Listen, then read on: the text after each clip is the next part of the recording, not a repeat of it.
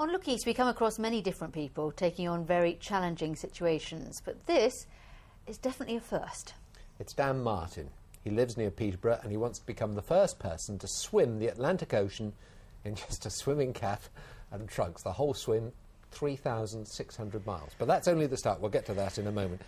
So how exactly will it work over these months? What will you? How many hours will you swim? What will you do with the rest? Well, basically, I'm swimming from Nova Scotia to France, and I'll be swimming 8 hours a day, sleeping on the boat overnight. And whenever I touch the boat, we're going to GPS mark where the boat is, so we can go back the next day and make sure I do it all. It should take about 4 months, the swim, but then the tricky bit starts, which is the cycling and the running. You're going to cycle how far and run how far? The cycle's about 9,000 miles and the run's about 5,500 miles. Great. So it's, It is an extraordinary challenge. Just going back to the swimming bit of it, there seem to be a huge number of issues there, sharks and also the cold. I mean, if you haven't got the wetsuit and everything, how will your body cope? Well, it's a lot about acclimatisation of the cold, really. I've managed to gain quite a lot of weight to help with insulation. But it's just about putting yourself in cold water over a long period of time, and your body eventually gets used to it. And the water that I'm swimming in, it's going to start at about 8 to 10 degrees, which is generally very, very cold.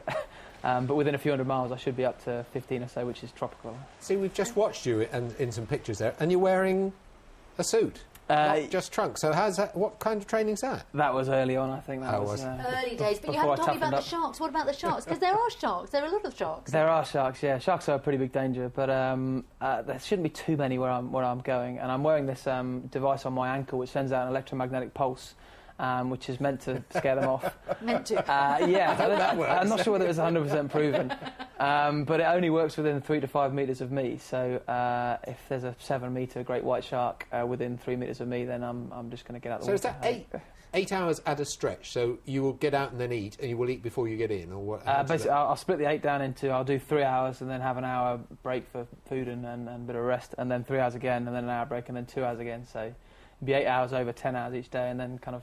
The big problem is, like I was saying, it was it's 14 hours to recover, to go back in the cold again, and try and get my mind around the fact that this isn't going to end for months and months. Boredom. Yeah. There is a reason for this. You're trying to raise a lot of money for orphanages, is that right? Yeah, I'm trying to raise £1 million for this foundation I set up, which helps orphans in Kenya and Nepal and other places on my route, and also does some microfinance work in West Africa. So it's a great charity. Whenever I kind of feel a bit low about having to get out the training in the pool in Peterborough, then How are you going? I mean, we mentioned boredom, but how are you going to keep your mind? You can't wear music or anything like that, presumably? You can, but I find with all the longer swims, the best thing to happen is if your brain just switches off. So, yeah. And then a shark comes by. And then a shark comes by. But otherwise, I could just plug the earphones in and have the Jaws music playing the whole time. That'll make me swim faster. And you're eating huge amounts at the moment to try and bulk yourself up, aren't you? Yeah, it's quite difficult to train kind of today I've done 4 hours and do between 2 and 8 hours every day and still gain weight. So it's but it's bad because it's turned kind of food from fun into fuel. So. Listen, we're going to have to leave it there. We hope it goes well. Brilliant. Thank you very much for coming to tell us about it. Thanks a lot. Raise lots of money. I money. think you'll need the best of luck, actually. A quick word about our programme tomorrow. We're focusing on the subject of out-of-hours cover by GPs. National concern has been triggered by the actions of this locum, Dr. Daniel Ubani, and the death of his patient David Gray, who was given an overdose of painkillers. The inquest into the death should end tomorrow, and we've been to Germany to find the elusive Dr. Ubani. And I know that Dan wants to know about the weather tomorrow because he's training outside. And pressure's on. Dan is looking slightly milder. Slightly. More about that in just a moment. But first of all, some seriously cute pictures. This is Pebbles, and she could be the smallest hamster in the world. She's actually sat in an egg cup there. She measures about 1.5 inches, which is just under 4 centimetres. And she was born on Christmas Day, but was the runt of the litter. It was a huge litter, and she wasn't expected to survive, but she's obviously doing rather well. And now the Guinness Book of Records have to confirm whether she is indeed the smallest hamster in the world. If she's not the smallest, she's definitely the cutest. Absolutely gorgeous.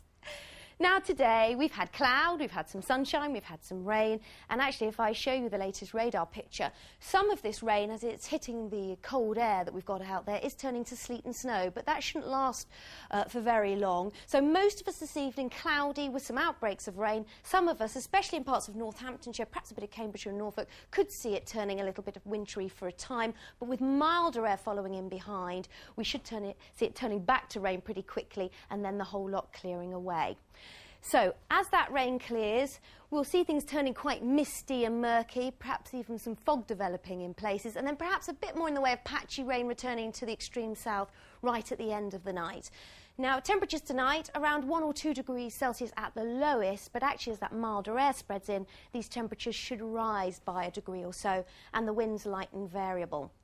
Now tomorrow, this warm front pushes in from the north, and what that means is that for most of us it's going to be cloudy, perhaps a little bit of brightness, and there'll probably be a little bit of patchy rain, but it probably won't come to very much, and many of us will probably stay dry. Now temperatures for Dan, and anyone else who's doing any swimming tomorrow outside, up to about 6 or 7 degrees Celsius. So not the warmest, but this is closer to average and certainly a few degrees higher than what we had today. And the winds tomorrow, well, they'll tend to be light and from the southeast. So that's Thursday. Friday, again, temperatures fairly close to normal, and I think we'll probably see some outbreaks of showery rain and even lighter winds. And at the moment, the weekend is better and brighter than we first thought. So Saturday now should be dry with some sunshine at times, and then Sunday, probably quite cloudy, a bit of brightness and sunshine, and perhaps some rain turning up late on in the day. But it looks at the moment as if most of that rain should fall during Sunday night, and then most of it should have cleared by Monday morning. And Monday, again, is looking largely dry after a damp start, with hopefully some brightness and sunshine developing. And daytime highs should be around 6 Celsius, so we do stay close to average as far as daytime top temperatures are concerned, and overnight lows, well, anything between 0 and 6 Celsius. See you tomorrow. Thanks, Jules. A reminder of tonight's top stories. New figures show dementia costs this country twice as much as cancer. Researchers say it's the biggest medical challenge of the century. And Milton Keynes Hospital, which was severely criticised for its maternity care, has told Look East it will improve. Well, if you are going swimming tomorrow and you haven't bulked up, you're going to get cold, whatever, aren't you? Thanks for your company this evening. Dan's still here with us. We hope he has a great time swimming out and raises lots of money. Thank you very much. From all of us, good night. Good night.